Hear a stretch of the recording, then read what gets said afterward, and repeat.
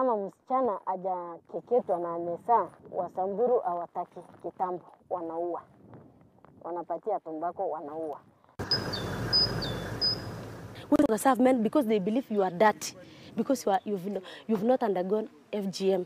Huyo uchungu inasika wewe kichwa, inasika mwili yote mpaka roho. Ni kama kukufa tu. Sitamani kurudi nyumbani kwa sababu nikirudi nyumbani wataweza niambia hautarudi tena shule. Nikikataa wataweza nipiga na wanipatiane.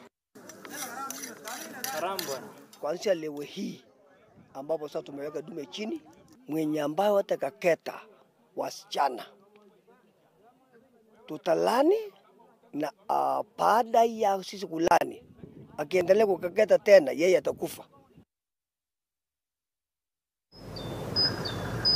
A dusty, rock-ribbed path leads into Alale village in West Pokot, a hamlet on the edge of the map.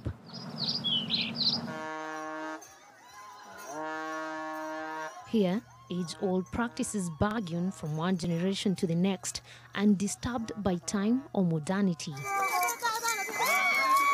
For this community, female circumcision is a crucial rite of passage from childhood into womanhood.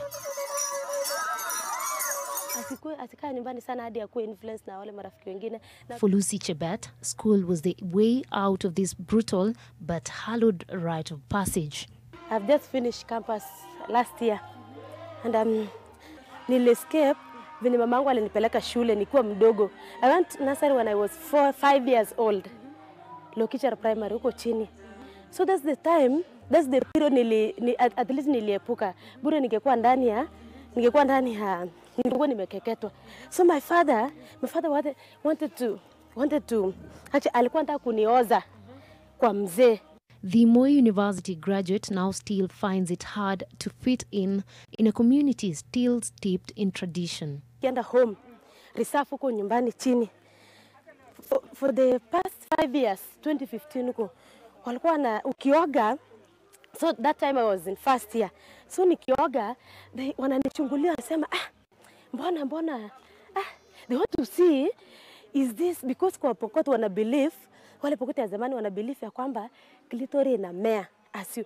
Ukifika hiyo stage ya above 14 years inamea, so they believe inamea. Hawajui ya kwamba inabaki tu hivyo. So ukioga wanakuangalia waseme kwani, so they ask you what's wrong with you, kwani they say in Pokot ayo mapita ni so sarori yangu, then you say then you tell them no, it doesn't grow. So actually growing up, it's just 2018 that I came to realize that clitoris doesn't grow to be 6 venye tunaambiwa kwa community huko mbeleni sasa kabla za civilization ikuje.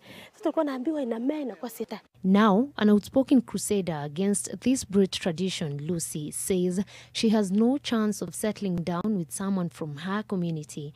Kwanza ukienda sasa reserve, achana na huku West Pokot, kuna North Pokot, Central Pokot, kwa sasa ndani. Sasa ukienda huko, they believe like wewe ni mchafu. They believe that clitoris iko na uchafu. Sasa wanasema sasa mwanamke you cannot serve men.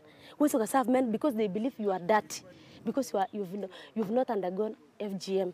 So kwanza what can I say?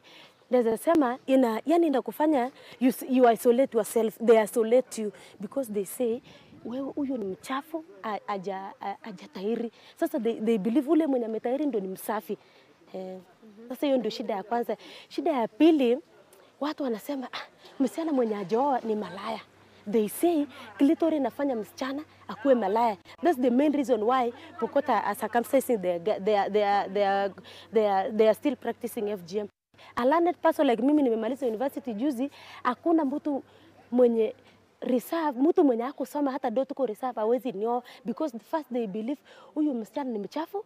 Number 2 wanasema ya kwamba huyu msichana bado hajakuwa mwanamke kamili. Vijana ama wafulana huwa tunawahamasisha ya kwamba jameni, ukioa huyu mtoto ambaye amekeketwa utajipatia shida kabisa. So heri uoe mtoto ambaye hajakeketwa, kwa sababu huyo msichana apati mambo mengi ama utapata shida.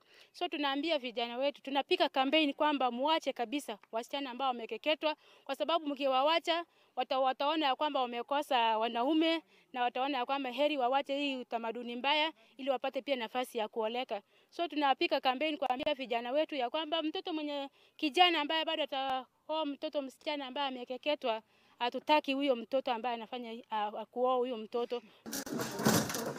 For this 12-year-old girl whose identity we have concealed, school was a far-off dream. Her parents, who planned to circumcise her and marry her off to an older suitor, kept her from going to school. Determined to leave her nightmare behind and chase her dreams, she escaped from her tormentors. Mtoto wetu mdogo akaniambia ati mama anasema anataka wakukekete ndio uonekane umeshakuwa mtu mkubwa. Kaambia siwezani na hiyo maneno. Wakaniambia lazima ufanye hiyo maneno. Hiyo maneno itakuwa lazima ufanye. Wakaniambia kuja hasa kuanze wakutoe meno kwanza. Ngasema siwezi. Mimi naogopa. Wakaniambia hiyo maneno yote yenye unaogopa mpaka wakufinyie chini ndio wakufanyia hiyo maneno yote. It's been 3 years since she turned her back on her family and found a home at the Alale Rescue Center in West Pokot.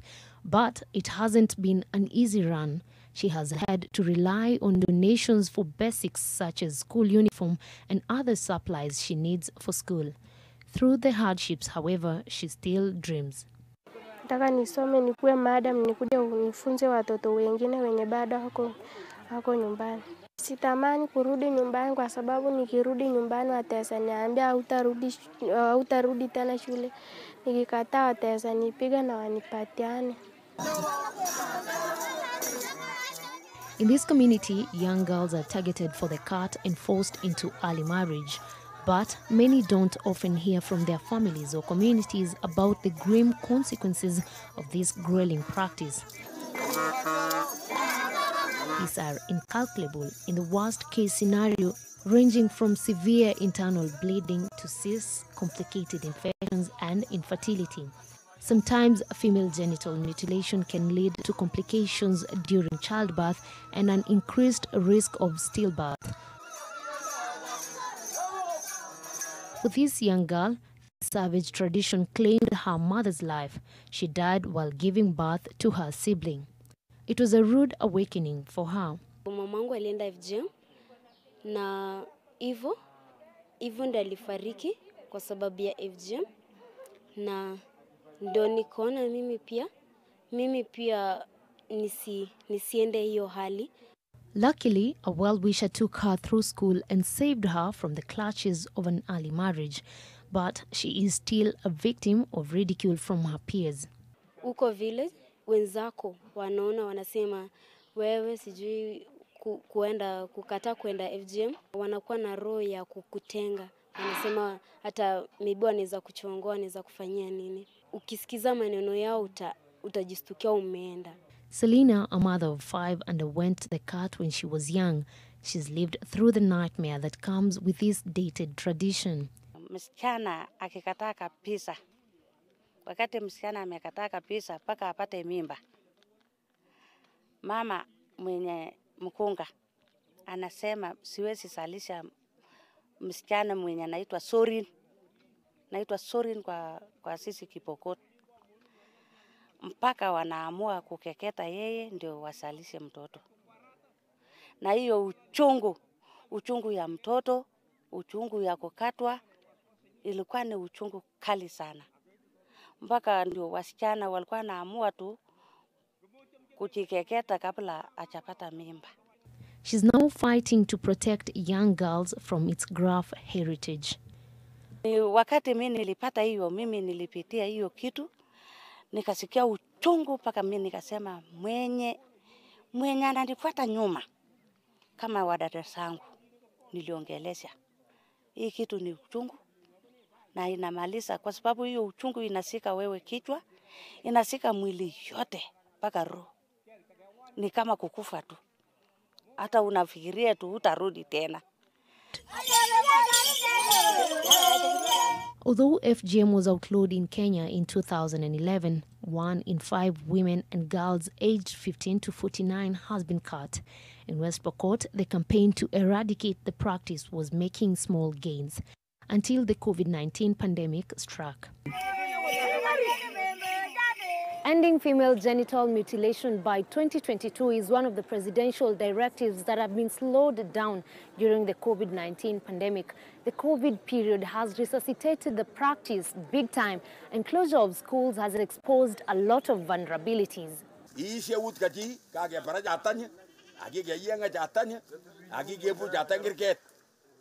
Now, girls from this county are banking on efforts that rope in the community's elders in the hope of emancipation from the harmful practices. On this day, a special ceremony will cement this resolve. A specially selected bull is slaughtered as a sign of commitment to end this practice, a covenant sealed in blood.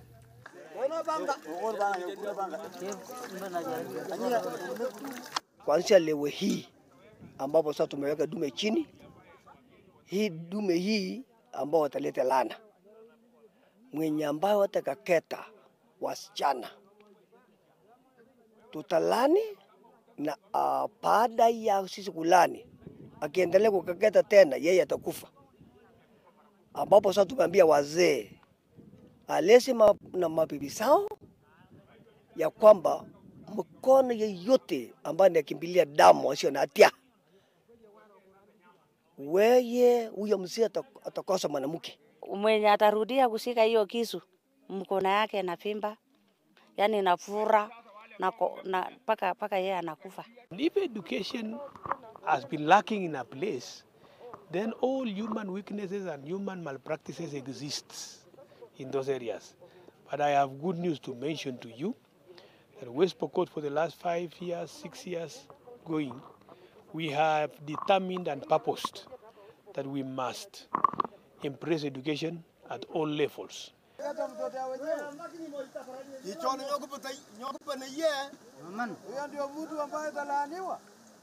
This ceremony and the involvement of elders is not only unique to this community.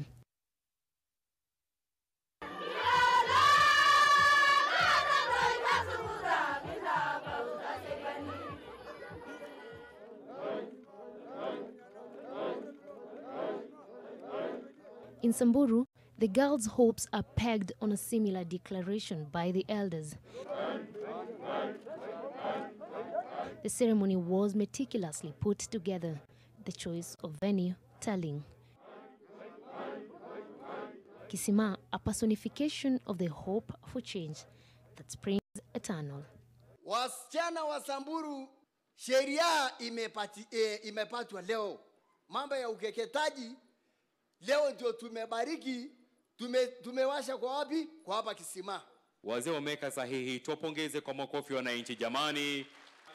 Asante sana. The elders are the unspoken custodians of the customary constitution within the pastoral communities across the board.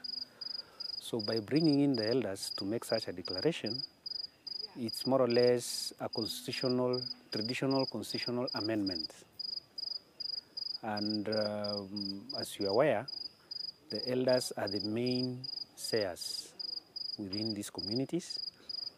And by bringing in the elders, it demonstrates the core decision makers making a step towards a positive direction. Customs are deeply entrenched, and it requires quite a force and quite an investment to turn around. We appreciate because it takes such an effort as the president coming in to appreciate the magnitude of the problem we're dealing with. Secondly, to give the attention that it deserves, that it's a major problem, it's been here for long, and now that we have the biggest opportunity to change the perceptions, to change the customs, to change the narrative, so that it's acceptable. And starting at the point of elders, with the presence of the head of state and the local leadership, I'm sure we are sending a very strong message that FGM needs to come to an end, that our girls need opportunities, that we need to read the complications associated with FGM.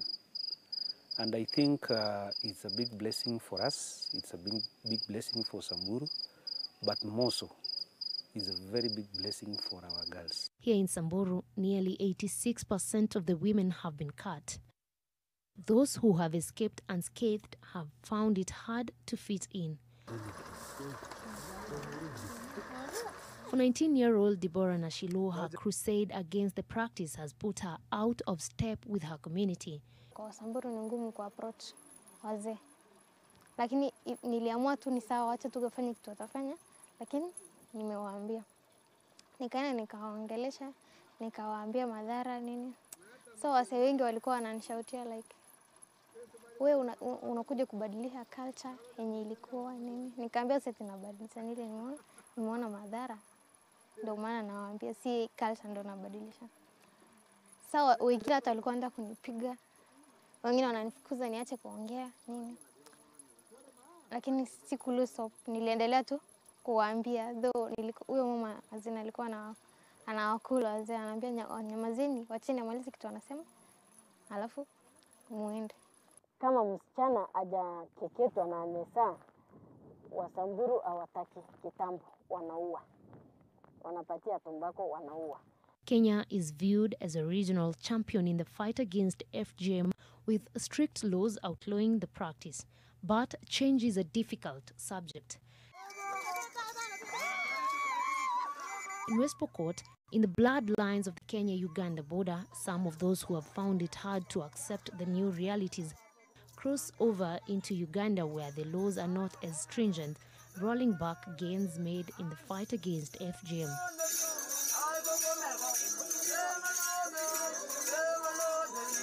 We have a problem with the cross-border FGM. Kenyans from West Pokot are crossing over to Uganda to do FGM because they know we have strict rules now and compliance. And then they are having the cut there, coming back. We are told it's the same case, not we are told, we know it's the same case. Also in the border between Tanzania and Kenya, where the Kuria are, and also where the Boranas are with Ethiopia. And we as Kenya cannot be the ones who are letting down the region when it comes to elimination of FGM.